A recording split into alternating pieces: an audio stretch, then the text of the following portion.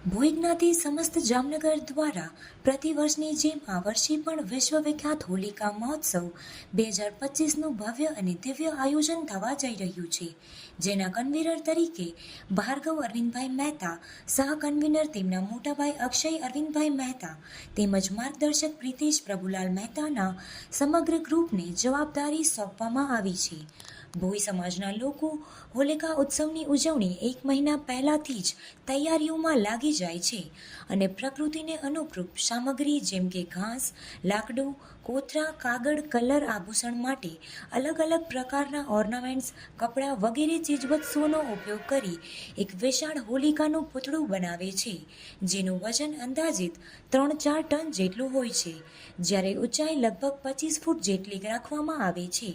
આ વિશાળ પૂતળાને લઈ વાજતે ગાજતે ભોઈ જ્ઞાતિ સમસ્ત જામનગરની વાડીથી સુભાષ માર્કેટ નજીક આવેલ હોલિકા ચોક ખાતે લોકોએ દર્શન માટે મૂકવામાં આવે છે.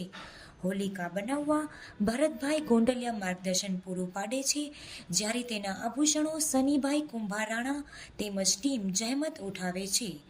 તેમની પીઓપી આર્ટિસ્ટ તરીકે રમેશભાઈ જેઠવા સેવા આપે છે અને સમગ્ર ભોઈ સમાજના વડીલો અને યુવાનો સાથે મળી આ હોલિકાનું પૂતળું તૈયાર કરવામાં આવે છે. સાંજના સમયે આમંત્રિત મહેમાનોના વરદ હસ્તે હોલિકાનું દહન કરવામાં આવે છે. તારીખ 13/3/25ને ગુરુવારના રોજ સાંજના સમયે હોલિકાનું દહન કરવામાં આવે છે, જેની હજારોની સંખ્યામાં લોકો હોલિકા માતાના દહનને નિહાળવા પહોંચે છે અને અસત્ય ઉપર સત્યની જીતના લોકો સાક્ષી બને છે.